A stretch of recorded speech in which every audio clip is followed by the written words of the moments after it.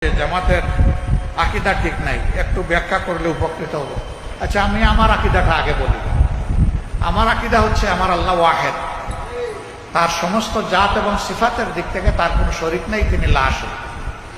আমার আকীদা হচ্ছে আমার আল্লাহ তাআলার পক্ষ থেকে মানব সৃষ্টির ইতিহাসের সূচনায় আল্লাহ কিছু বান্দাকে নির্বাচিত করেছেন তার নবী এবং পয়গাম্বর হিসেবে।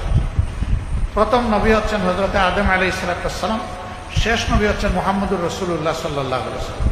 তারা সকলেই ছিলেন মানবতার উস্তাদ। আমার আকীদা হচ্ছে এই সমস্ত নবী পয়গাম্বরগণ সরাসরি আল্লাহর ওহী দ্বারা নিয়ন্ত্রিত এবং পরিচালিত ছিলেন।